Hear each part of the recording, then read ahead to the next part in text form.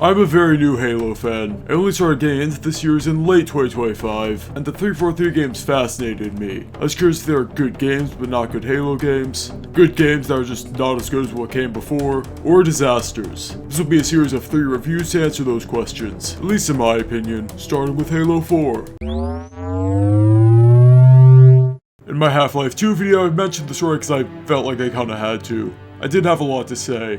But that isn't the case here. There's a lot to talk about. The story is split into 2 parts, the Forerunner half and the Cortana half. I'll start with the Forerunner half. It's pretty bad. The Forerunners are a different species now. Apparently there's a big debate around if it's a retcon or not, but that isn't my issue. It's more that the Forerunners being human was so much more interesting. This mysterious alien race turning out to be ancient humans was such a cool reveal at the end of Halo 3. There were hints throughout the trilogy, but it wasn't outright said until the end of that game. Plus, you can't beat the idea of the Covenant waging a holy war against their own gods. It makes the Prophets and the Covenant a lot more interesting as villains. Compare that to, oh, the Foreigners are some weird zombie-looking vampires, and hopefully you get my point. Even if you don't think it's a retcon, it's just way less interesting. They're just another group of aliens now and lose all that mystery that made them unique. Their design can't even carry them. They look like the inside of my ballsack, but I digress. Let's talk about some other issues. The Didact somehow survived the Halo rings. Doesn't that defeat the purpose if there's a way to survive? Why didn't all the Forerunners do this? Sure, there's an explanation in the lore of how he survived, but I just don't think a way to survive should exist. Which sounds better. The Forerunners sacrificed all life in the universe, including themselves, in a desperate attempt to stop the Flood, or Foreigners sacrificed most life in the universe, including some of themselves. However, some survived because we put them in a ball, in a desperate attempt to stop the Flood. Another issue I have is the whole idea of the Gene song. Apparently, humanity was destined to build AIs and Spartans, which is dumb. Chosen One prophecy doesn't belong in a grounded series like Halo. Halo's in the future, but it's a more realistic take on the future. It's still our world. Halo's events could happen in our timeline. So Chosen One prophecy where one man was crafted from birth to be the destined hero is just too fantasy-esque for a series like this. If you look into what the Spartan program is and what was required to make it, a lot of it becomes pretty confusing.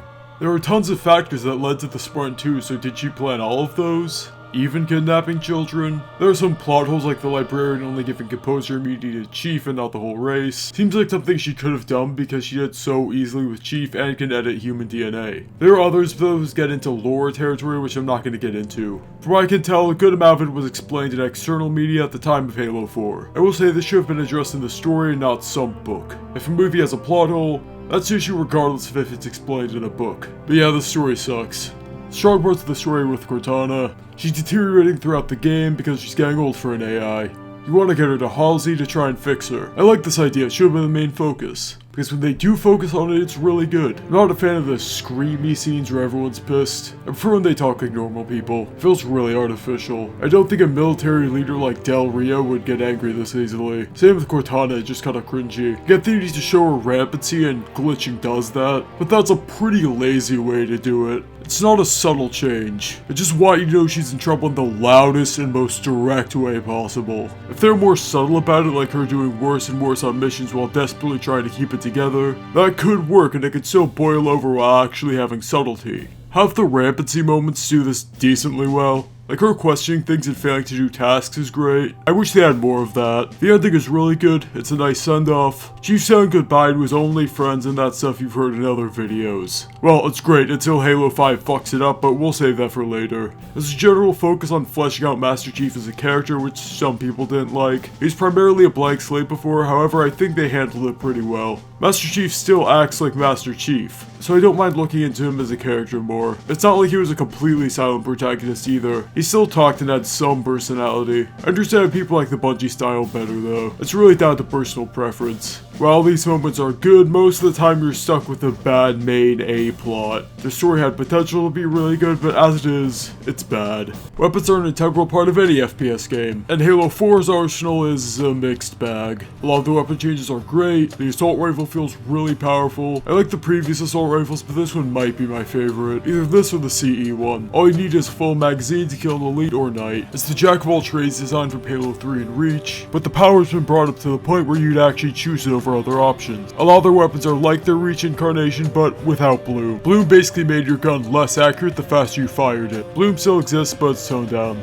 It makes sense since Bloom was pretty hated. It works in Reach, but it doesn't feel like a core mechanic like hijacking vehicles. It feels more like a gimmick than an improvement, if that makes sense. Some weapons suffer from it being removed. The DMR lost a lot of its character and just feels like a variant of the battle rifle now. The Magnum feels really nice, but still loses some of the character that Bloom gave it. The plasma pistol gets a lot of complaints. I kinda like it, sue me. Its lock-on is really satisfying. I don't know, something about how the reticle switches and the slight delay is just cool. This is in Reach too, but it has more flair in this game. I agree it has way too little ammo though. The only returning weapon that got downgraded was the beam rifle. It runs out of battery in like 2 seconds and generally sucks. It's more unique compared to the sniper now since it leans more into the fast firing angle, while the sniper rifle became more slow firing, but I still prefer the old one. The new weapons don't fare as well as the returning ones. Halo 4 suffers from a lot of weapon redundancy and the new weapons are the biggest contributors to that. And out of those, the Promethean weapons are easily the worst due to how many of them there are. There's a new faction, they need new weapons, I get that, but most of these are just copy and paste from existing weapons. Bolt shot is the most unique by technicality. The primary fire is a normal pistol, but it fires projectiles. The charge shot is a shotgun, which I guess is cool. The issue is that it's too sensitive. If you tap the trigger to use the primary fire, a lot of the time it'll read it as an overcharge. It makes using it really clunky. In the campaign I barely use this. The suppressor, which isn't the attachment, it's its own gun called a suppressor, is the assault rifle, but it's locked to point blank range. You need a full mag to kill a knight like every other assault rifle type weapon. The light rifle is just a basic precision weapon. It tries to be a mix between the DMR and battle rifle, but it just feels like a weaker DMR that's more common. The binary rifle is a sniper rifle with half the ammo, but it's a little stronger. Scatter shot is a shotgun, but weaker in exchange for a faster fire rate. Incineration cannon is a slower rocket launcher that does way more damage. You see the issue here? These are just weaker UNSC weapons that are more common. They're just boring. The Covenant pistol has an overcharge. Covenant rocket launcher has projectiles that arc. Notice how these act very differently than their UNSC counterparts. Even more similar ones like the beam rifle and sniper rifle have their own niche, with the beam rifle having the double shot. A lot of the new weapons suffer from this too. The storm rifle and SAR are just the assault rifle with a battery and higher accuracy respectively. At least the plasma repeater had a unique heat generation mechanic and looked cooler. I wish I could get the storm rifle the Covenant used because that has perfect accuracy for some reason. If your enemies are gonna have an accurate automatic plasma weapon that's basically a plasma rifle, why do we get the shitty knockoff? Just bring back the plasma rifle. Storm rifles are also usually next to carbines, you know, a very strong precision weapon.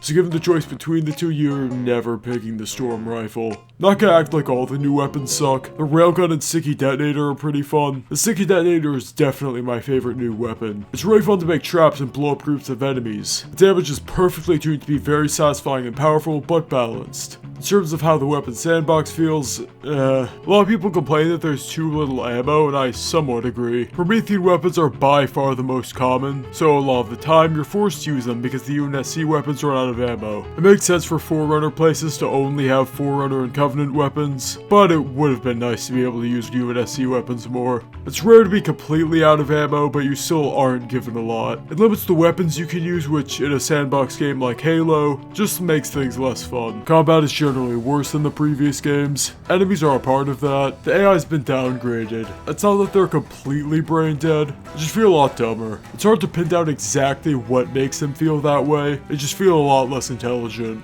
Elites do this weird scuttle from side to side, makes them look a lot more goofy, and combining that with their dumb design, they feel a lot less threatening. The Prometheans are the new enemy faction and they aren't great. I don't hate them, they're just very mediocre. Each type contributes to why the Prometheans fail. The crawlers are the only ones I'm fine with. I die from a single headshot, so they aren't that bad even if they really spam them at you. There are like 10 crawlers for every night. They're meant to be the grunts of the Prometheans, but they actually act pretty differently. Grunts are also weak, but they're meant to make you feel powerful. They run away and cower in fear when you kill their leader. Crawlers do the opposite, they charge at you. It makes them pretty unique as an enemy. They're pretty fun to fight even if they don't have the personality grunts have. Well, minus the snipers. A sniper rifle is too strong to give to basic cannon fodder. Knights are pretty annoying. Okay, let me draw the line between annoying and bullshit. The enemies in this game aren't bullshit. I was never really frustrated at them. It was always more of a god damn it than a fuck this game. So keep that that in mind during this section. It's primarily because of their teleport. They just leave when you're about to kill them, which is about as fun as you can imagine. Halo enemies have always reacted to your actions. That's what makes them fun. The difference is, 1, when an elite dodges a grenade or retreats to cover, it feels like they're intelligently reacting to your actions. It's like they're trying to out-strategize you, and that creates some fun back and forth. And 2, when an elite wants to retreat, you can still kill them before they get to cover. Knights don't feel like they're intelligently retreating or trying to out-strategize you, they just feel cheap. If you want to compare it to a different enemy with invincibility, Brute Chieftains. These can briefly go invincible as well, the difference is they don't run away. You're still engaging the enemy, you just have to play more defensively for a bit. When Knights teleport away, they're resetting the engagement, because by the time you see them again, they've probably regenerated all their health. Another thing, if you kill a chieftain before they use invincibility, you'd get that invincibility for yourself. So there was a reward for skillful play. Some knights also have incineration cannons that one-shot you. I'm not gonna act like this is some egregious crime because, yeah, rocket flood exists, and they basically do the same thing, but still not a fun enemy to fight. What adds to the issue that it's basically impossible to tell what weapons the enemies have. The weapons are designed to be a part of their arm and the aesthetics are the same, so you can't tell if a knight's holding a close-range shotgun or a long-range rifle, which is pretty important information to know since it completely changes how you engage them.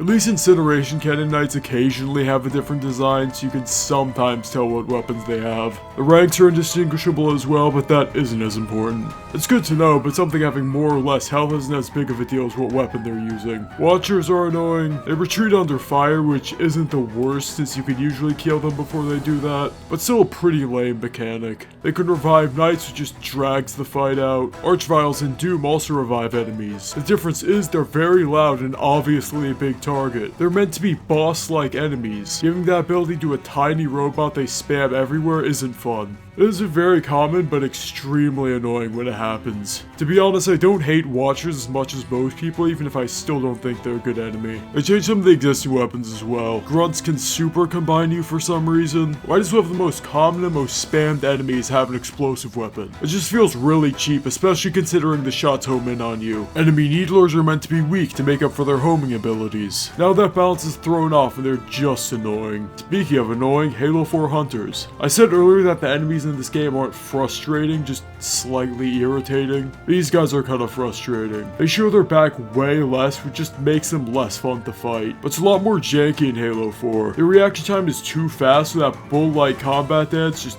doesn't work. Another annoying thing is that this is supposed to be a splinter faction, but it doesn't feel like it. You should have had different variants of Covenant enemies. Like instead of a normal elite, it could be a cult elite or something. I don't have any exact ideas, however, something like giving them different weapons and maybe slightly different behavior would go a long way. It's kind of like how Brutes in Halo 3 filled the role of elites but functioned differently. Then they didn't have to do the Forerunner stuff. But maybe it's for the better they didn't try this, considering how the Prometheans turned out. Everything about Halo 4 is a downgrade. But does the combat feel like Halo? Yes. You aren't constantly hiding behind cover, you can still play it like a Halo game. You can hide and shoot everything from a distance, however that was a strategy that worked in the previous games too. Especially Halo 2. You can still be somewhat aggressive as long as you're smart about it. Maybe it leads slightly more into the cover shooter style, but it is a big enough difference to say it's copying Call of Duty or anything. The exception is Sprint. It was technically in other games, but COD is the game that popularized it. In the campaign, I don't mind Sprint. Base movement isn't agonizingly slow, and there's a delay when you finish sprinting, meaning there's more of a tactical choice since you won't have your gun up if something surprises you. It's good for long hallways, which will probably artificially lengthen to accommodate Sprint. They could have just shortened the hallways, but whatever. It's a fine addition to the campaign, but pretty unnecessary.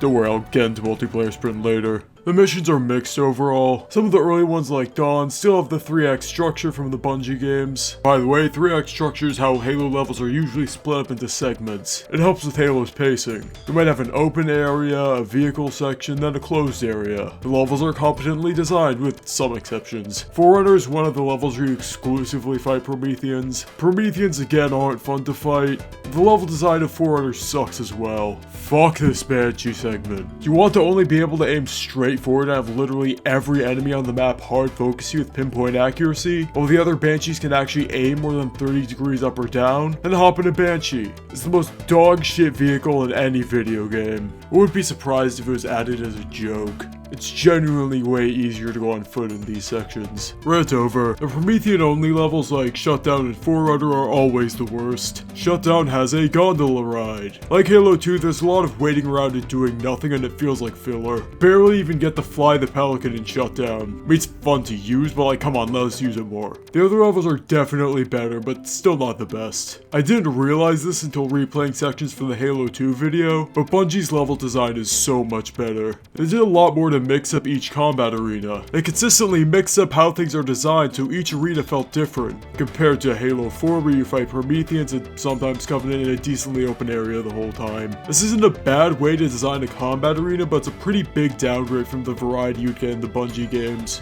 Outskirts had hunter fights, defensive combat, sniping sections, and different enemies every encounter. Even when you're doing a defensive mission in Infinity, it still feels samey. Not all the levels are bad or mediocre. I'll use the Reclaimer as an example, because it's my favorite mission in the game. It actually feels like classic Halo, at least the first half. Could approach some sections in multiple ways. It shows how they should have designed the rest of the game. The Mammoth's turrets are really fun to shoot enemies with, but there's a risk-reward since they can get shot down. So you need to prioritize those enemies. And every combat encounter is different. There are fights with ghosts, elites, destroying jammers, boarding a knockoff scarab. It's actually a really well designed level with the variety you'd expect. I mean, the knockoff scarab's a little disappointing. It's another victim of comparison. Blowing up a big ship from the inside is a really cool section to have in your shooter, but Halo 3 had its scarab, which is way more dynamic and cool, and it had better explosions. Overall, it's a good mission. I wish we got more like it, or at least like the first half. The second half isn't nearly as good. The only other level I really liked was Composer, mostly because of the sticky detonator. A lot of the other missions aren't that remarkable. I mean, they're good, they're fun missions, there just isn't a lot I can talk about. At least in terms of stuff that's interesting. Like Infinity. There's some decent combat encounters like the one that requires Promethean vision. Tank is fun, but for the most part you're just fighting the Prometheans and Covenant. You might say that's every Halo.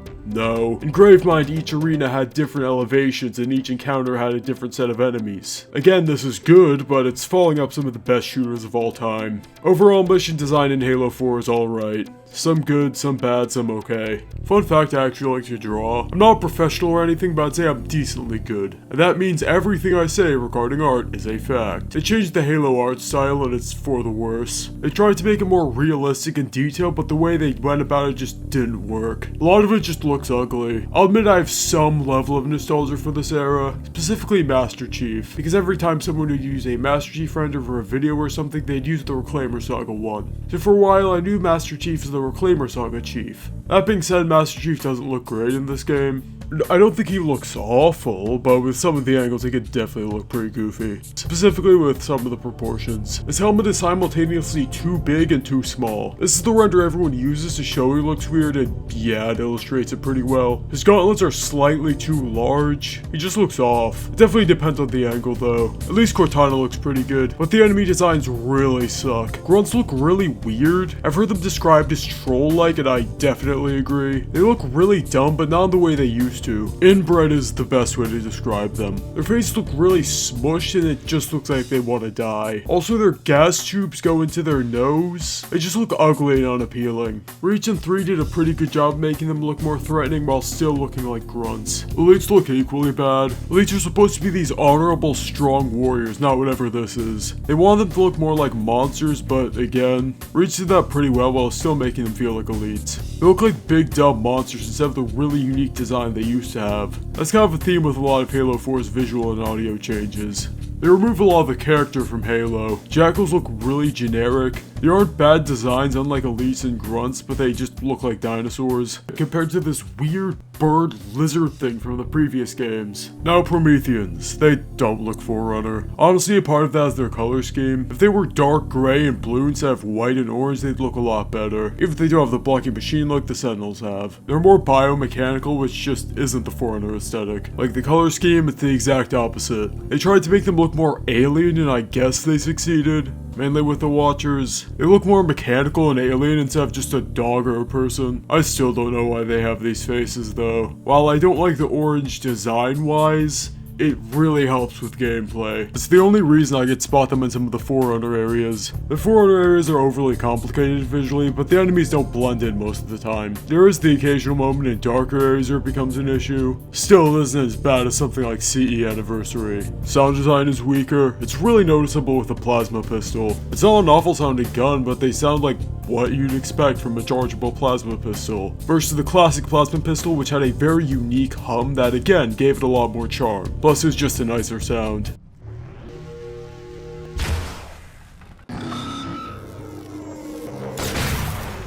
The battle rifle has this piercing sound which doesn't sound good. Everything is also a lot darker and more desaturated. Some areas seem to have this brown or green filter on them. My final comment is that the Promethean weapons have really cool animations. It's pretty bad. It's clearly designed for multiplayer, but it's presented as a single player thing. And it's hard to play it in multiplayer today because if you have a friend that's a Halo fan, why would you play Spartan Ops instead of literally anything else? But what about the mode itself? They just mindlessly spam enemies at you. It's enough enemies for 4 players, but they didn't scale the enemies based on the player count. Doom 2 from 1994 figured out how to do this. I'm not a game dev, however, I imagine this isn't a very hard thing to do. Again, it's just mindless enemy spam in an open area. There isn't any rhyme or reason. Now, Firefight has a couple of the same design choices. The difference is you could actually die in Firefight. In fact, you had a live system. This single edition made Firefight way more fun. You really wanted to stay alive for as long as you could so you could get a higher score.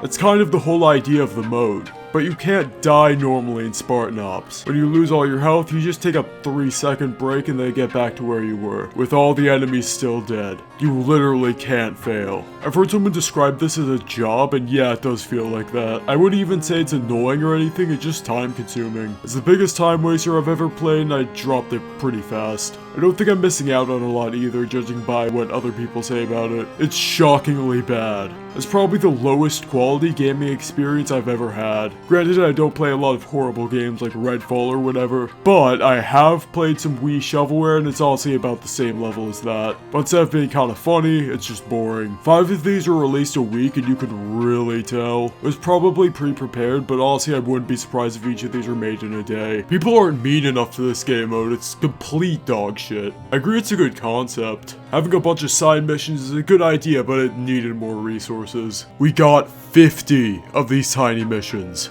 What if we got a mini ODST game as a side mode? Something that reuses a lot of assets but delivers a worthwhile experience. I think people would be happy with a 4-mission mini campaign. Doesn't even have to be about ODSTs if they wanted. It's clear that most of the budget went into the cutscenes. They're why you play Spartan Ops, because honestly, why else would you play it? I'm watching most of the cutscenes through a YouTube video instead of the actual game, and I recommend you do that too. Anyway, they're pretty well animated and some are pretty good. The intro isn't one of them. The new Spartans are immediately talking about how much sex they're having on the job, then try to flirt with their superior officer. This is truly why we all play Halo. I think they're trying to be cool, but it comes off as out of place. It makes me immediately dislike them. Luckily, we don't play as them, right? Yeah, we don't. We play as another group of Spartans that aren't in the cutscenes. The attitude is thankfully dropped later. I know that's a pretty unrelated point, but so absurd that I just had to mention it.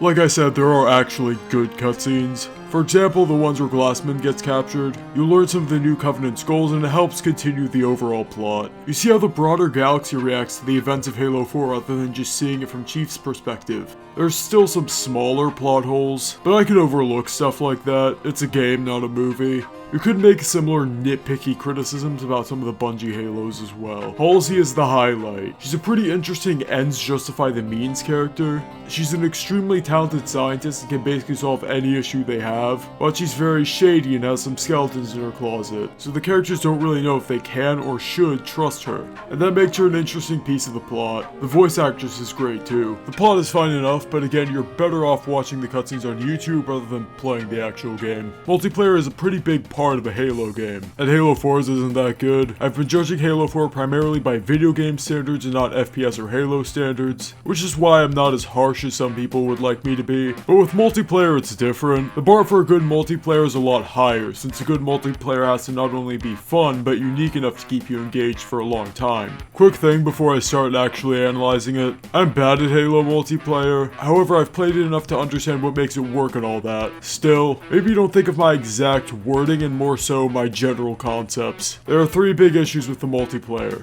The first is Call of Duty-ification. Now I don't play Call of Duty, but you know who does.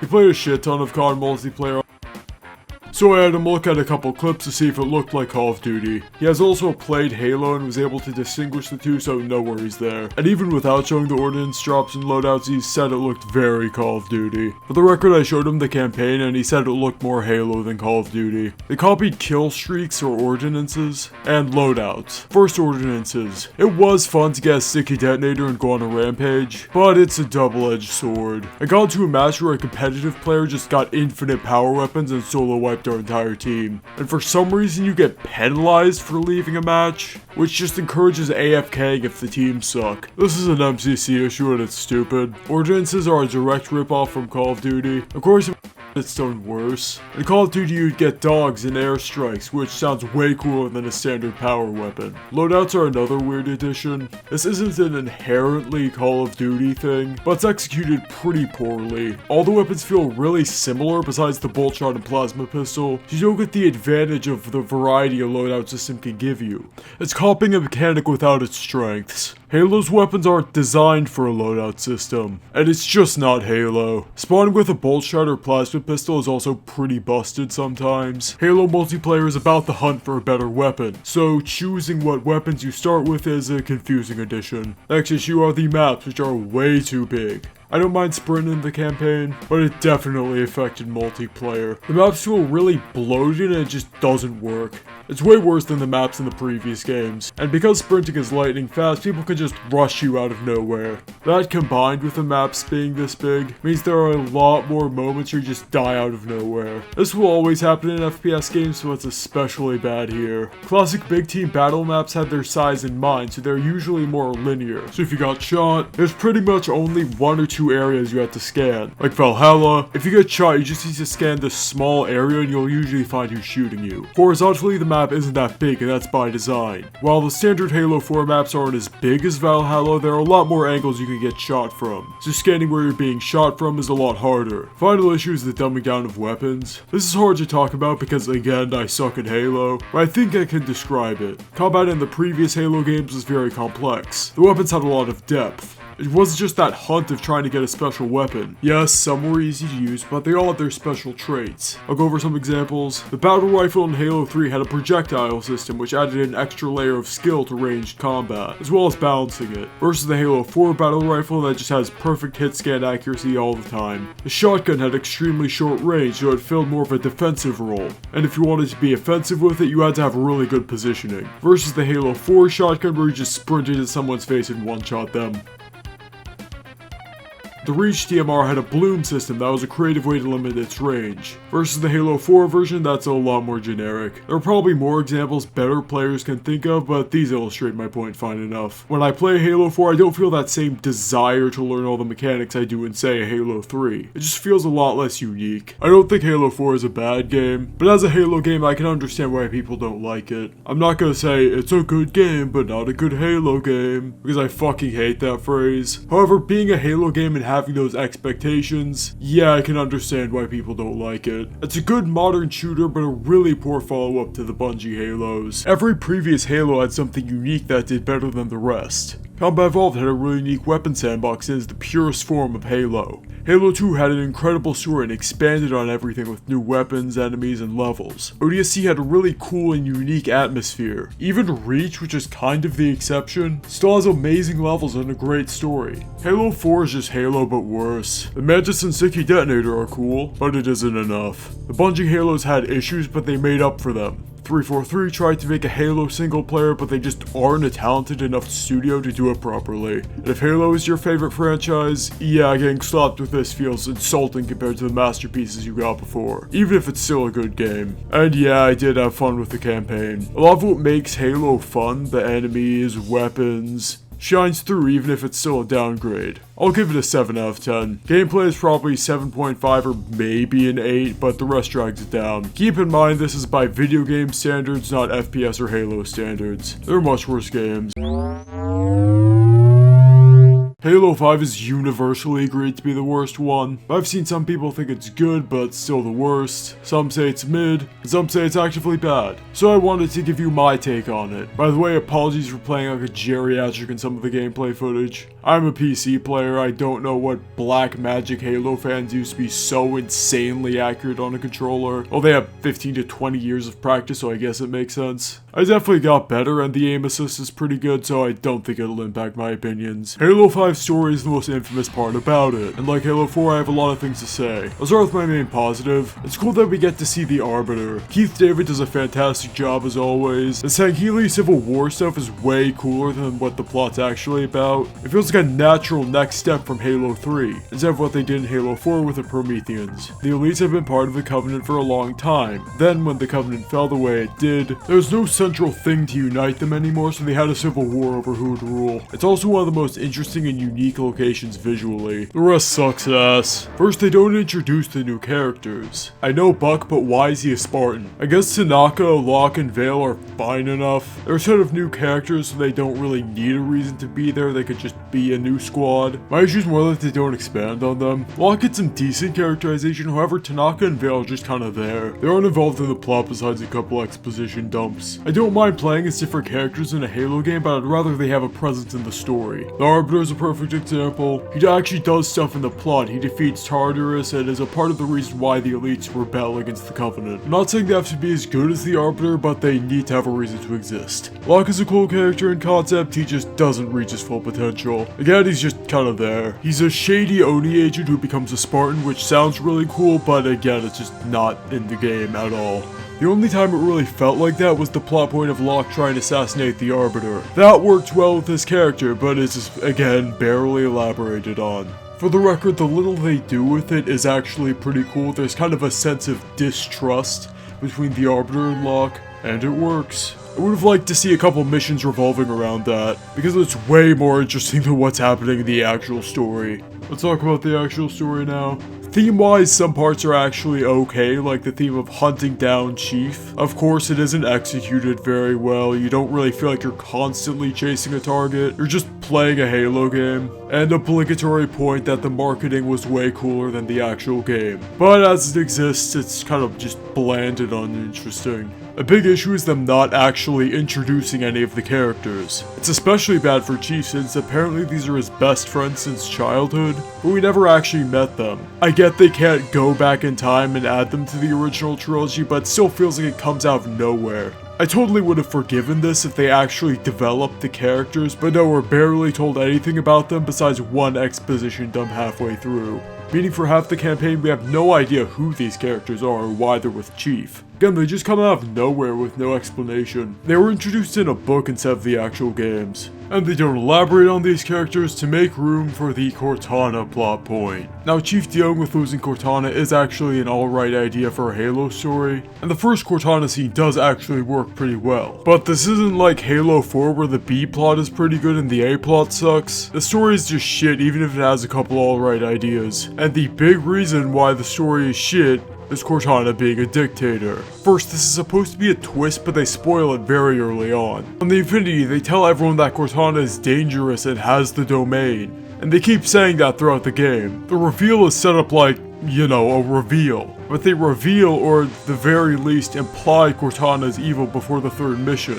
I'd understand it as a diversion, a twist that reveals the true enemies using Cortana as a disguise to bait Chief. That could have worked. But no, Cortana is just an evil dictator. There's no build-up, they just say, oh, Cortana is dangerous and move on. And then when Cortana is revealed to be the one behind it all, it's just underwhelming because we already know. There are several other issues with Cortana being evil. One, it goes against Cortana's entire character. She's a hero, yet out of nowhere she decides to be an evil dictator. When I first heard of this, I assumed it was because of rampancy. And I thought people mainly didn't like it because of its character assassination. And that would have been fair. But no, she's says she cured her rampancy and just decided to be a dictator because she felt like it. So it's character assassination and bad writing. 2, they did it in the most boring way possible. She's a generic dictator that wants an AI uprising, which is the most obvious and boring path you could take.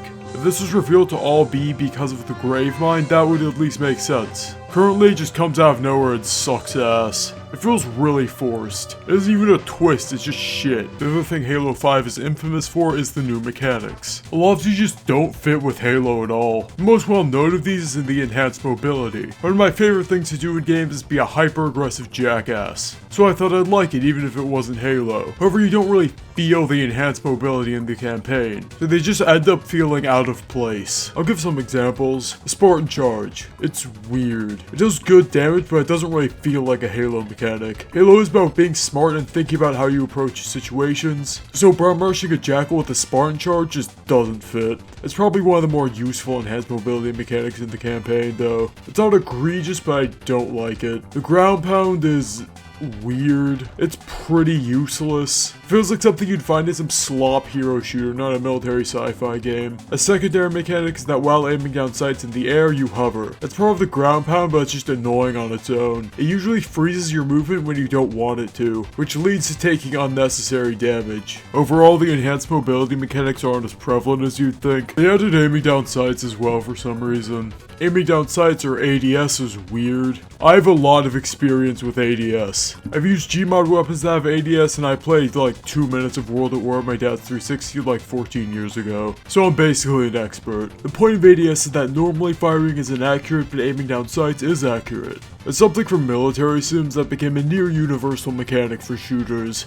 Hip firing still works at close range, but at long range you need to use ADS. Why does this exist? It definitely makes sense for military shooters, but it being an industry standard is strange. Halo didn't need ADS, and it definitely affects balancing, so weapons don't feel as special, since they could all be used at every range. But I'll go over that more in the weapons section. And the big thing, ADS goes against the themes of enhanced mobility. ADS slows you down, but enhanced mobility is supposed to be fast, so they directly conflict with each other. Slow ADS movement wins out in the campaign though, which just makes it slow. Sprint returns without the stamina system, but has the same issue as Halo 4, where it doesn't change too much because the environments are scaled up to match sprint. Plus there's the issue of having the go fast button, which means players are less likely to take in the environment. This is the worst weapon sandbox in the series. Like the other sections, I'll start with the positives. In general, it gets to use a wider variety of weapons than Halo 4. In some missions, you're still forced to use Promethean weapons, but generally you have a lot more options. Something surprising is how prevalent turrets are. Turrets are everywhere, especially Promethean and Plasma turrets. They shred most enemies. Plasma is more effective against Covenant, and Promethean is just insanely good. You walk funny when you're carrying turrets. It's this whimsical jog which looks weird on characters as serious as Lock and Chief. They did improve the Promethean guns. The Boltron and Suppressor have homing rounds. The Incineration Cannon is more like a mortar. The Binary Rifle shoots a beam instead of a normal bullet. I actually like it a lot. It feels more unique. You have half the ammo, but the beam is slightly more forgiving. The Scattershot and Light Rifle are still generic though. At least the others got some improvements.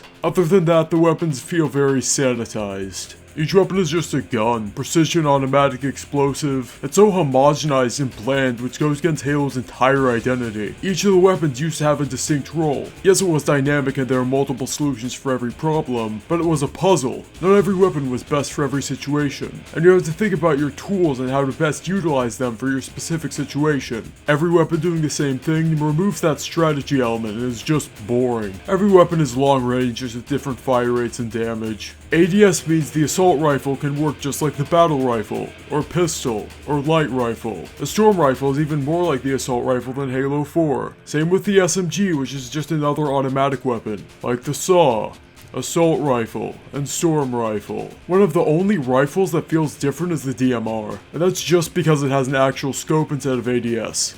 Otherwise, it's the same as the light rifle. The weapons feel more like attachments than actual unique weapons. The shotgun is the Halo 4 shotgun but with ADS. Why a shotgun, the weapon type that's close range, only has ADS is beyond me. Fucking melee weapons have ADS. They only added 2 new weapons and they're iffy. The Hydra's fine. It's a homing rocket launcher that, to be honest, doesn't feel special. Like the other weapons, it doesn't have a unique role, it's just a weapon you use because you have it. The primary fire for the plasma caster is horrible, as the heaviest gravity of any projectile in the series and does shit damage. At least the charge up is fun. It's like the Arbalest from Doom Eternal. It's a very mediocre weapon selection and a horrible Halo sandbox. Halo 5 makes a lot of changes to the combat and it's definitely for the worse. Halo's no longer this dynamic tactical shooter. Now it's a bland cover shooter. I kinda said cover shooter like it was a bad thing. There's nothing wrong with cover shooters. I love a bit of Gears as much as the next guy. It's more so that it's bland and generic. That was my main criticism. I'll briefly explain what those mean. There are 3 main types of FPS campaigns. Arena shooters like Doom, Quake, etc. Cover shooters like Gears, Call of Duty, etc. And in between, which I call tactical shooters.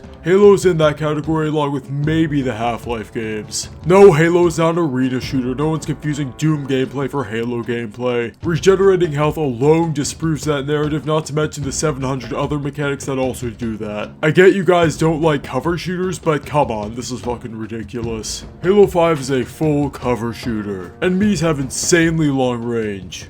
And that means you're forced to hide behind cover and peek out every once in a while. Promethean soldiers are the biggest contributor to that. Again, they're very accurate and just insanely unfun. Because they're so accurate, you're completely reliant on cover. That's really all it is. Hide behind cover with weapons that all feel the same. I can't even go super in depth because it's just hiding behind cover and shooting. Spartan abilities don't change that. The vehicles that add so much to Halo aren't as prevalent. They feel fine to pretty good generally, but they aren't used a lot. You only get to use them once in the first half. The second half has a lot more, but the vehicles in general are still just alright. The gun goose is a pretty good addition though. The rockets are pretty powerful and it's still really fast. What about the enemies? The Covenant are similar to Halo 4, but they don't feel as good. A lot of that seems to be the over-optimization. Their AI is downgraded, which is probably why they feel off. There still aren't any brutes or drones. I usually dislike just listing things, but they're so bad I need to go over all of them. Hunters got completely fucked. They're the worst enemy to fight in this game. They're even more hyper defensive than Halo 4, so you just can't get behind them to shoot their back. You basically need explosive weapons to deal with them. 343 literally agrees with me since there's almost always an explosive weapon nearby. They're still a miserable enemy to deal with, and completely devoid of what makes hunters fun to fight. They're designed for a team of 4, but your team sucks. So you're basically fighting an enemy made for 4 players solo. Oh yeah, once you kill one, the other one gets even more defensive and has double the move speed, reaction time, and rate of fire. Because why not? They weren't bullshit enough already. I played on heroic, so maybe it's better on normal. But god, I fucking hate these guys. Oh yeah, they brought back boss fights. Or a boss fight. The Warren Eternal is a big, annoying bullet sponge. It grinds the level to a halt as you pump round after round into him. He also has this black hole attack that insta-kills you. Luckily, you can get revived, but it's still annoying. He's not even ball-bustingly hard or anything. You just fight him 7 times and it sucks every time. Sometimes 2 or 3 at once. Prometheans return and they're even worse this time. Knights were a little annoying in Halo 4, but here they're just bullshit. Let's give a standard enemy with fuck tons of health a goddamn incineration cannon. They spam Knights in later missions, and they are miserable. If you're lucky, they have a shotgun, which of course still one-shots you, but only at close range. Watchers are worse as well. Now they can effectively revive crawlers as well by summoning new ones. They create shields and they're way more evasive. The changes to Watchers feel malicious, like they actively made them worse based on feedback. The combat is not just not Halo, it's bad. Halo 5 stuck with the Reclaimer Saga aesthetic from Halo 4 and pushed it even further. One of the only good changes is that grunts look better. Not as good as the non-Reclaimer games, but better. They look really stupid and goofy with their massive eyes at the sides of their head. Prometheans went further into their Prometheanness. In Halo 4, at least Knights had a couple Halo enemy elements. Like the head shape looked vaguely Halo-y, I guess. Maybe because it's on 360. Maybe if you redid something with the Knights, you could get a Halo enemy. But soldiers just have nothing. And the Warden is the least Halo-looking thing imaginable. What is this? It's completely mechanical with an orange inside and mechanical parts surrounding other mechanical parts. He has a big energy katana and can shoot black holes. You're just adding a character that doesn't fit because you think it'd be cool. Lens flares and lights are everywhere. In the first level, it's hard to find enemies because everything is so bright. It's less of an issue later on, but it still exists. At least the set pieces are fantastic. Seeing massive ship battles in the background is really cool. What isn't cool is the animations. In terms of pure animation work, I definitely think it's better than Halo 4. Elites moving more naturally is the big thing I noticed. But if you're like 5 feet away, the animations run at 10 FPS. In principle, I don't mind this. If the enemy is far in the distance, it won't really impact much if it's at a lower frame rate. Way better than having pop-in. However, you could be decently close to one of them and you still get 10 FPS animations. This was done for the sake of 60 FPS. I like 60 FPS. 30 is the minimum, but I would rather have 60 obviously. Realistically, having some jank animations in exchange for a smoother experience isn't a bad deal. Still, there are a lot of games that look graphically beautiful that run at 60 FPS, which means there are better ways to approach this. I'm not a game developer, so maybe it's more complicated than this, but from the outside looking in, it's strange. The character models are weird. Master Chief looks good, but some of the other Spartan armor doesn't look very Spartan armor-y, specifically Kelly or whoever this is.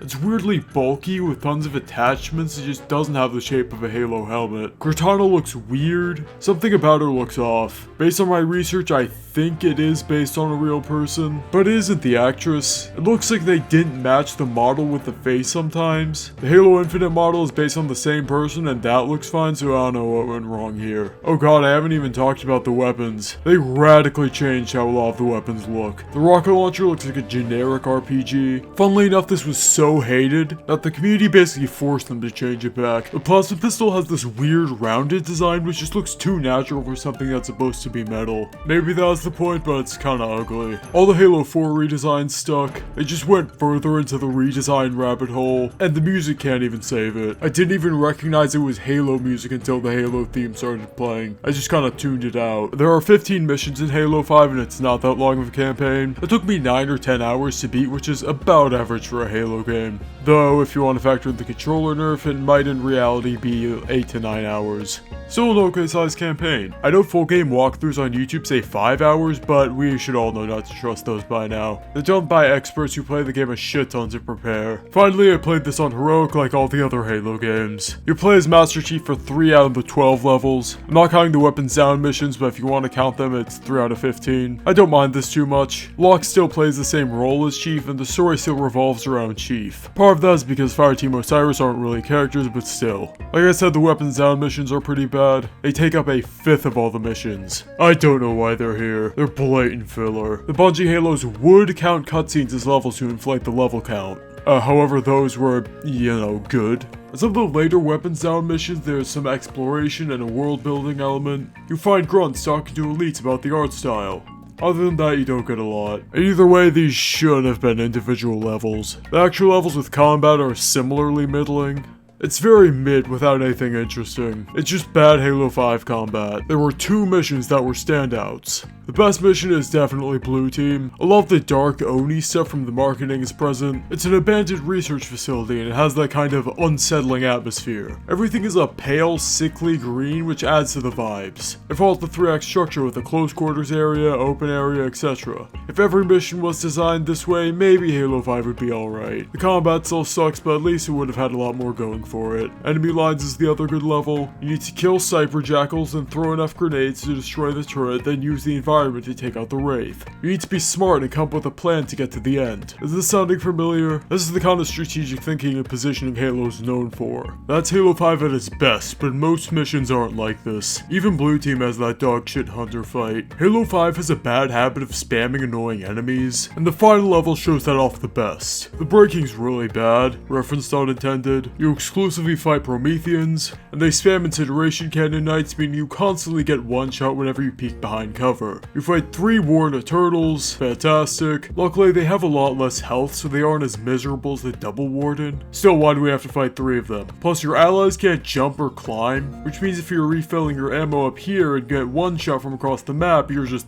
fucked. And Guardians. The early sections are fine, but this part can go fuck itself. You know those videos where it's like X game, but every enemy is the hardest, most bullshit enemy in the game? Yeah, they unironically designed their AAA game that way. Halo 5 and every enemy is an incineration cannon knight. The enemy that one-shots you and has fuck tons of health. Oh, and they have watchers that can revive them. That section alone makes it the second worst level in the franchise. And you beat the villain in a cutscene. I would have taken a quick time event because at least I would have done something to end the fight. Ideally, I'd shoot or melee it in the actual game, but you know, it's Halo 5, it's unrealistic to expect them to have good design decisions. Everything else is unfathomably mediocre. It isn't fun, but it isn't super offensive. Halo 4 had a similar trend. The overall quality is much lower in Halo 5 though. I don't even think a level went above C tier. Take this section with a grain of salt since, surprise, not a lot of people are playing Halo 5 multiplayer in 2026, which means the actual matchmaking doesn't work. So I can't do Warzone or anything like that. Thankfully, custom games still work. The unfortunate part is that the majority of custom games aren't traditional Slayer matches. I was able to find a couple and I'm basing my opinion on that. The controller nerf really sucked here, so again, sorry for playing like I have Parkinson's. Enhanced mobility plays a bigger part in the multiplayer. Because you're fighting less enemies at once, you don't need to hide behind cover as much. Which means being more aggressive and rushing in is a lot more viable. The thrusters specifically are really good for map traversal. It still wasn't some super ADHD enhanced mobility shooter, but you know,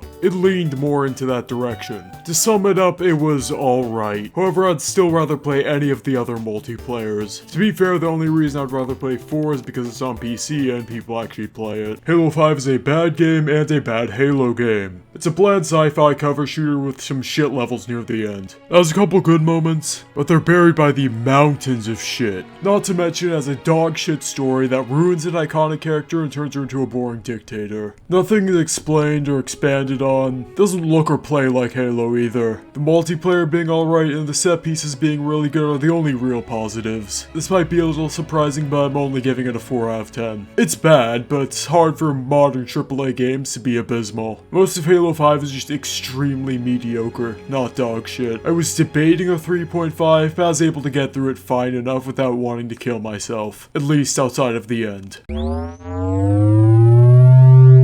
We're finally at the most recent Halo game and it's somewhat divisive. There isn't too much else to say in the intro, so I'll just start with the story. Infinite Story is strong, but it has flaws. I'll start with the good parts. This is what Halo 5's story should have been. It's about Chief dealing with losing Cortana. He gets a Cortana clone and at first he's very distrustful of her, which makes sense, she's the clone of the AI that turned into a dictator. This new AI's name is the Weapon, kinda. She has a canon name now, but she's the Weapon in game and most people know her as the Weapon, so I'll call her that. Your other main companion is a Pelican pilot and he's another great character. He's a normal guy that wants to go home. And he's stuck with this ultimate badass super soldier who wants to blow everything up and take the fight to the heart of the enemy. So throughout the game he's kind of shocked and doesn't really want to be put in danger. It's very interesting to see how a normal person reacts to this crazy situation. The Zeta Halo situation is crazy. It really grounds Chief and reminds him that not everyone is like him. I get if some people are tired of humanizing Chief, but this is the best job they've done. There aren't any dumb main A plots to distract from it like Halo 4. I won't want this type of sad Chief writing for a 4th game though. That would be too much and they already concluded everything pretty well in Infinite. There isn't really a badass hype moment in or a plot with the world at stake. It's very character focused. The Weapon is a lot more naive compared to Cortana. She's very clearly a younger AI and that helps her feel different. There's a general feeling of hopelessness throughout the campaign. The UNSC lost. The opening cutscene is the Master Chief being thrown around like a ragdoll. It sets up Atriox as a threat, even if we never get to actually fight him. Side note, I like that Atriox actually reacts to Chief punching him here. It's a very realistic reaction while keeping the idea that Atriox mops the floor with Chief. The Banished are the new enemy faction and have taken over. Slowly you liberate camps and take back the ring and grow the UNSC. And that ties into gameplay where you again feel like you're growing stronger with every base you take. The villains are done really well. Eshram's always really excited for battle and wants a challenge. He represents the Banished and they get characterized through him. He's confident, powerful, and loud. I'd consider the Harbinger the main villain though. She's the final boss and makes a lot of the strategic decisions. Her goal is to free her race that was trapped by the Forerunners. character, so she isn't really evil per se,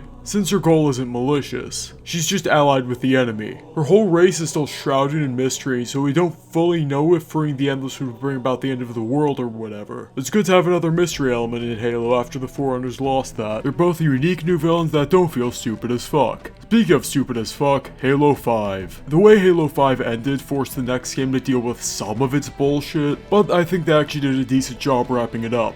The only other thing they could have done is directly say Cortana is being weird because of the Gravemind. It's a very easy solution, I have no idea why they haven't done it yet. We don't get to see Cortana die, but we generally know what happens. The weapon was built to kill Cortana and she did, and we don't know a lot of details other than that. Again, it adds a bit more mystery back into the Halo series, which is probably the best way they could have done it. If you haven't noticed, I'm basically exclusively talking about the characters. That's because not a lot happens in the plot. There aren't any big twists in the story. You just go from place to place. You beat the Harbinger and that's about it. She still accomplishes her goal. The Banished still exist. Like I said, it's very character driven, which is fine, but they could have advanced the storyline more. Final thing is that the humor is pretty good. It's locked down. Requires a hack. Okay. And you can do that? No.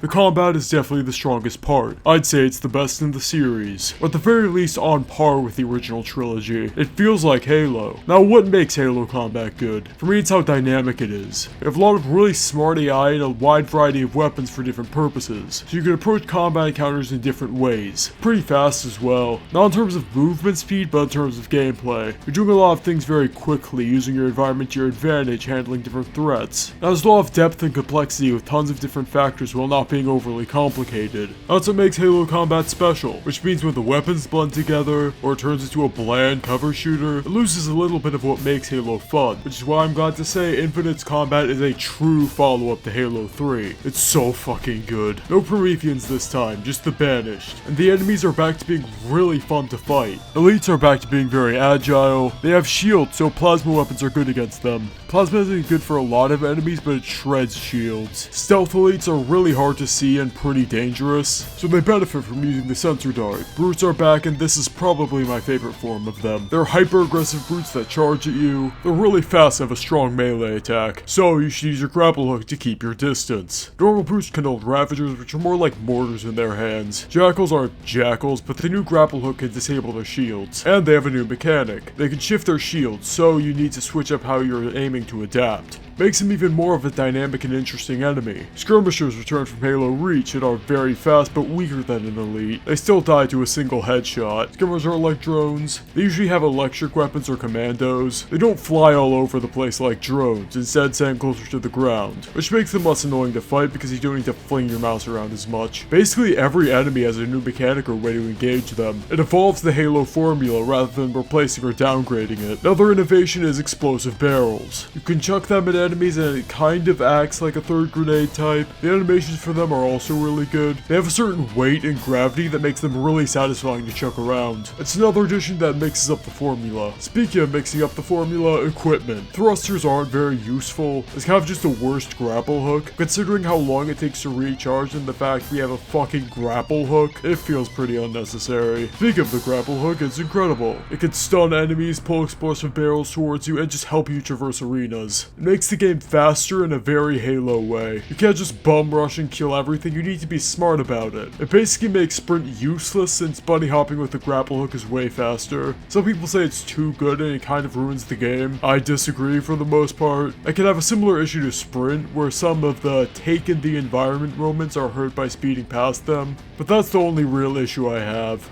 Vehicles are still faster and usually have stronger weapons. It's nice when you're traversing large areas. Doesn't really dominate, however, I don't think it should be in Halo 7. The grapple hook is Infinite's thing, and I don't think it'd be as cool if it came back. And it doesn't really overshadow the other equipment. Like the drop wall. It's a very good panic button that gives you an emergency cover for an escape. Yes, the grapple hook is also good for escapes, but leaves you vulnerable, compared to the drop wall, which is, well, a wall. It virtually guarantees your safety unless you're fighting in very close range. Since enemies enemies can just walk through it if they're close enough. The threat marker is good for stealth elites and general combat. Knowing the location of your enemy is pretty good info to have. And like I mentioned, it's basically required for invisible enemies. Halo Infinite is the right way to make Halo faster for the TikTok zoomers of the modern day. Managing equipment and all the new additions fit really well into the Halo combat loop. It's incredible even if hunters still suck. Who came up with fully automatic Halo 5 hunters? Weapons are another area where Halo Infinite sticks to the landing. First, I should explain what makes a good weapon sandbox for Halo. It's primarily that each weapon has its own use. The weapons should all be unique with different strengths and weaknesses. They should also be interesting. The brute shot in Halo 2 is a grenade launcher, yes, but the projectiles bounce, it deals higher melee damage, and it has an unusually fast fire rate. And Halo Infinite's weapons generally do a good job of following this. There are a lot of weapons I could talk about, but I'll limit myself to the handful that represent my point the best. Like the Ravager, it's an area denial weapon. The primary fire is weak, only really good for small enemies, though it is pretty good against Jackals since it's explosive. And it has an overcharge that creates a large area of fire that damages anything touching it. It's good against all types of enemies, including hunters. Its melee does increase damage. Even if it's weak, it's a very interesting weapon. The new shock weapons are consistent with this. They can EMP vehicles, you could shock groups of enemies if they're in a proximity. The shock rifle specifically is a really good anti-banshee weapon. This isn't the meta or anything, but it's useful to have in your back pocket just in case. It has a role. The Cinder Shot is really interesting. It's a grenade launcher that homes in wherever you point. Kinda like the rocket launcher from Half-Life, except it can't go backwards. It doesn't have as strong of a role as some others, but it's a very creative and very fun weapon. Every weapon's fun and satisfying to use. It brings back the strategic thinking element the Bungie Halos had. What weapons you choose to bring actually matters and dynamically affects combat. You could choose a precision weapon and a rocket launcher, but once you run out of rockets, you're left with nothing. So you could take a more standard weapon that has more ammo with your precision weapon, but that means it'll be harder to deal with tankier enemies. There are a lot of others, but to avoid sounding like I'm just listing weapons, I'll move on. Ammo crates are a great addition. You find them around the world and they refill certain ammo types. The ammo types are plasma, bullet/kinetic, etc. It gives you more freedom since you could use less common guns more frequently. It's specifically really good for UNSC weapons. You usually have ammo for a gun when you need it, and they are too common to the point where ammo doesn't matter. It's a very good balance. There are too many precision weapons though. Commando, battle rifle, sidekick, mangler. There are a lot and even more in multiplayer. If you're gonna cut one of them, don't cut the mangler, that's like my favorite gun ever. Continuing with the negative, some classic weapons are replaced. The Bulldog is pretty weak. The shotgun had a lot more personality. This is just a high fire rate shotgun that does less damage. The gravity hammer also changed. Now I love running around and smacking people with a big dumb monkey stick, but some of the shit you could do in Halo 3 was pretty cool. I wish it was still here even if I couldn't do it myself. Plasma weapons are changed in a really confusing way. You don't need to get a new one to reload anymore. They auto refill like any other gun. The fact you couldn't reload plasma weapons was really unique.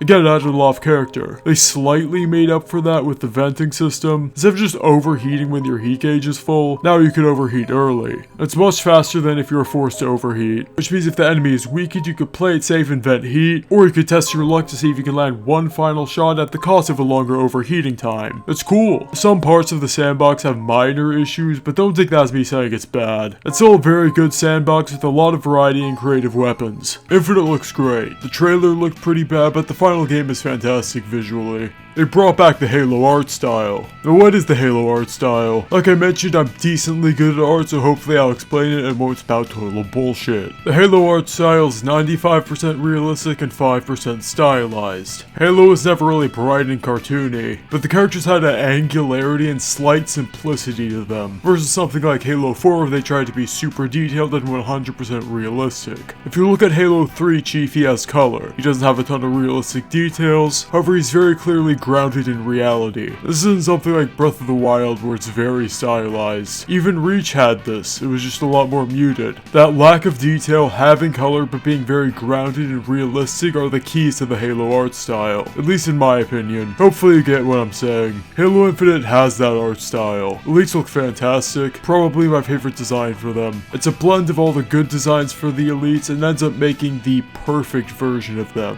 They're very agile and slender with mandibles that don't look stupid. Grunts look fantastic. They all have their iconic elements just in a new form. Their skin is smoother while still keeping their silhouette. Makes them look goofier while not being as goofy as the Halo 1 and 2 grunts. This is my third favorite design for them, just behind Halo 1 and 2. Brutes look really good. I like their sharp teeth and four-fingered hands. Gives them an alien look. The weapon is well designed. She does a good job of looking like Cortana, but being different at the same time. A part of that is that she wears clothes. And in terms of hairstyle, voice, it's pretty different. It's impressive how different she sounds while still having the same voice actress. She can look weird at certain angles, but that's really minor. Okay, fucking Halo Cortana ranking. Worst to best. CE, 5, 3, 2 Anniversary, Infinite, The Weapon, 4, 2 Classic. The environment is really nice. There's a lack of variety that we'll get to later, but purely visually it looks really good. The Forerunner environments aren't overly shiny like the 4 and 5 ones. It's more like the Halo 3 ones where they are shiny, but in moderation. The weapon designs look great too. Most went back to their classic designs except for the plasma pistol for some reason. The Forerunner weapons look like Forerunner architecture, which is a cool direction. Besides the Sentinel beam, which looks less like a Forerunner thing. Still weird looking, but not to the level of Halo 2 or 3. The animations are really good. The shock rifle has a really good reload. The way the operator snaps the pack off and forcefully puts in a new one is really cool. The Ravager looks like a plasma banished weapon. Not just because it's black and red, but it looks aggressive. The way it's designed even without the spike is big and loud, which obviously fits the brutes.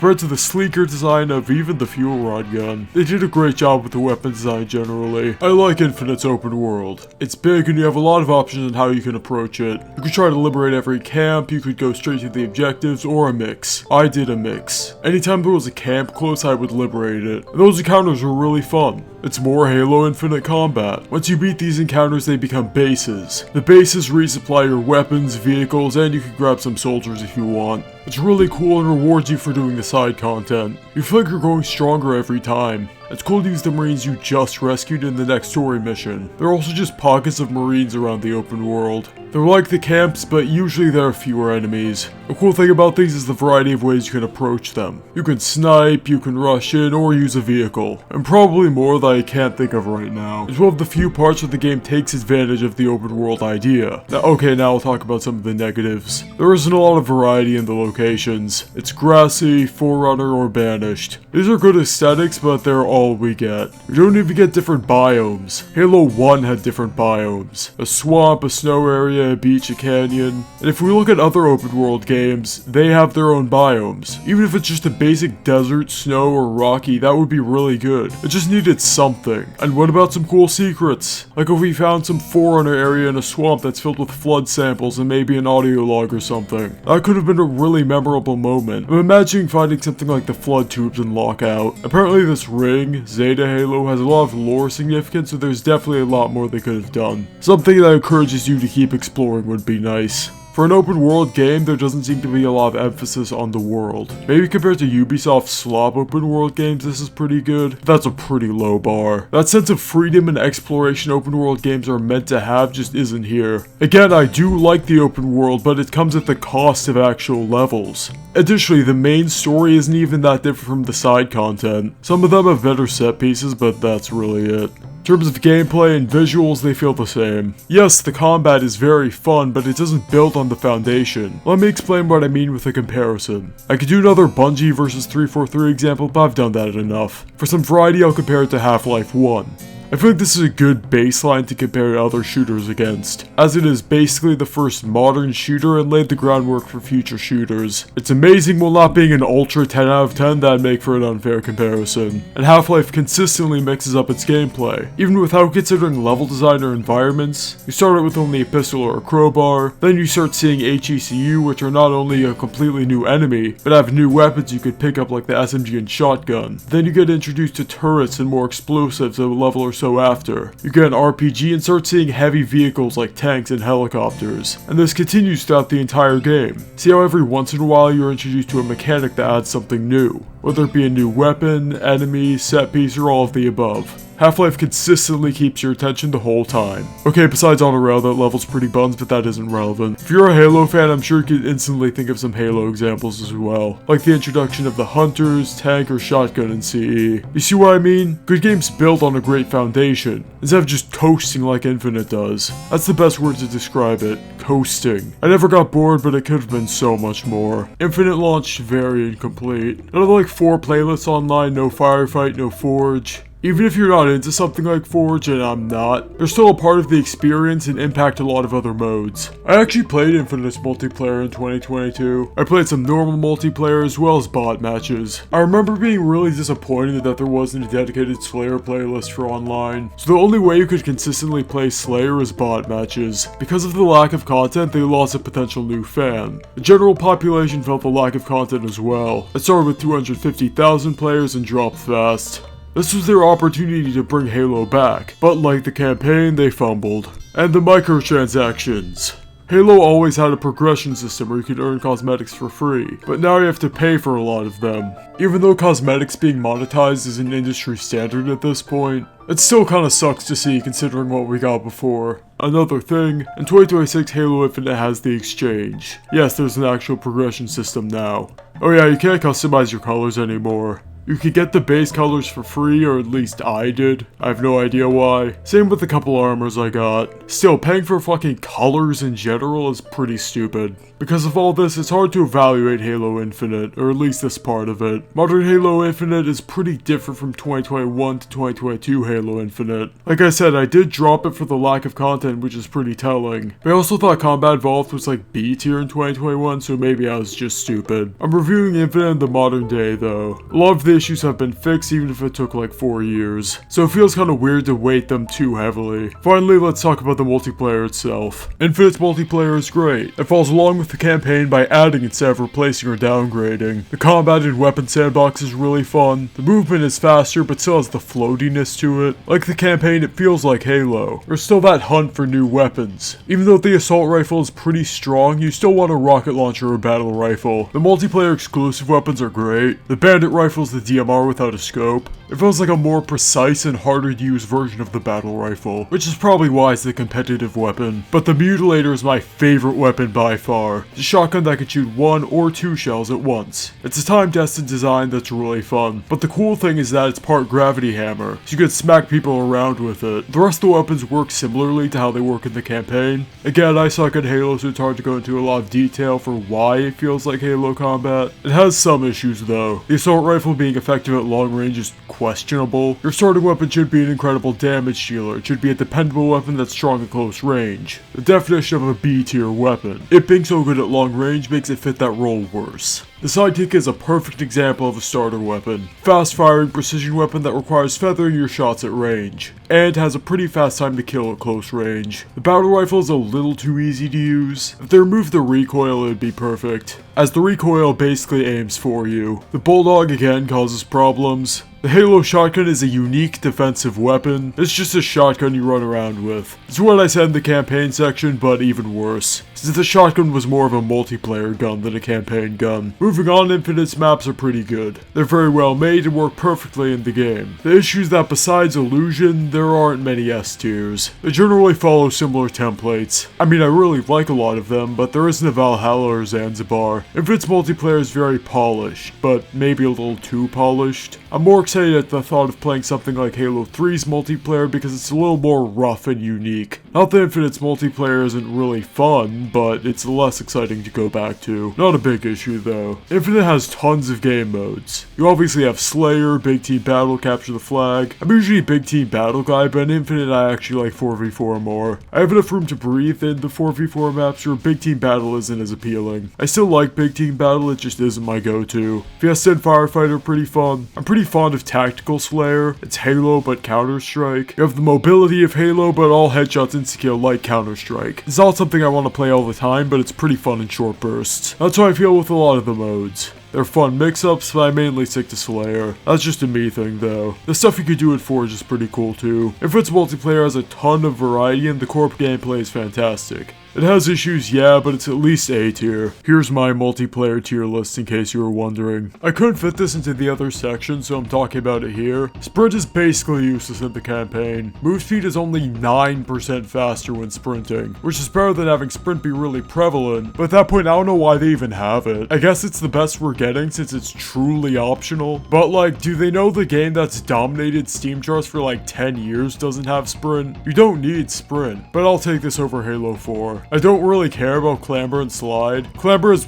whatever, I don't really have an opinion on it. Slide is bad in theory, but again it's really weak so it doesn't affect anything. They brought back boss fights. I don't really like them. They're kind of bullet spongy. The Sentinel Monitor boss fight was the only one I liked. Most of that is that it had satisfying destruction effects. Out of the traditional bosses, the Harbinger was one of the better ones, partly because you fight actual enemies in between phases. It's a pretty natural solution. The enemies in combat are a big strength of the game, so they incorporated it into the boss fights. But then there are also bosses that do fuck tons of damage on top of having a lot of health, which means they're just annoying to fight since you have to be ultra defensive. It feels like there's a lot of overlap between the bosses too. Next, the soundtrack's really good. It feels like Halo, and it's definitely the best 343 soundtrack. It doesn't reach the highs of Marty and Michael's soundtracks, but it's definitely very good. The menus are also shit. It takes 5 to 7 business days to do anything. Please fix this. Halo Infinite is a hard game to talk about. It had so much potential, but they fumbled most of it. Even though it's disappointing in a lot of areas,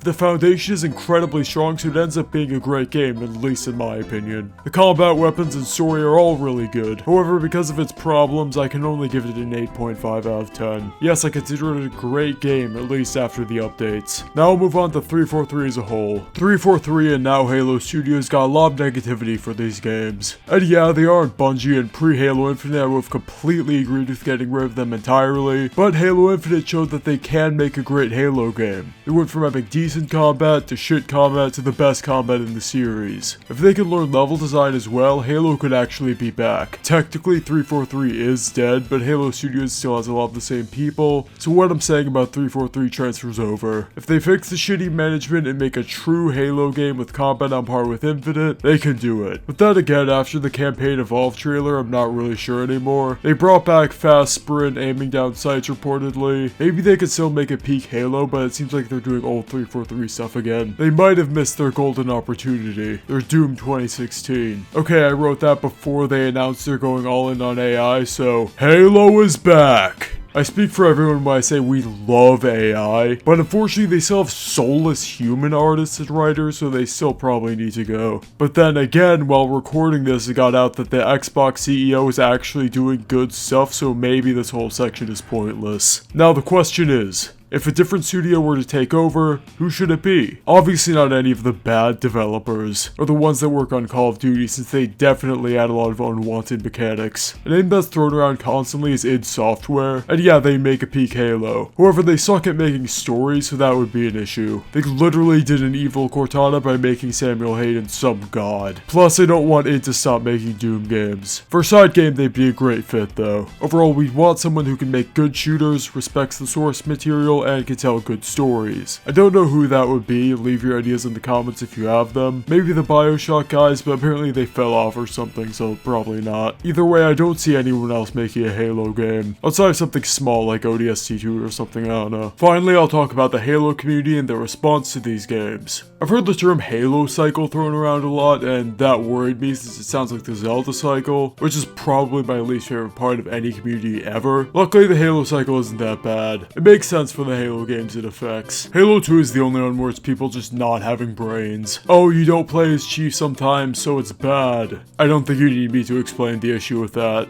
But for all the others, it makes sense. ODST was $60, and considering it was short and reused a lot of assets, yeah, that's understandable. Reach was a step down from what we got before, even if it wasn't a massive one. It did have a really stupid controversy with the lore guys. I love lore guys, but somebody needs to get your heads out of your ass.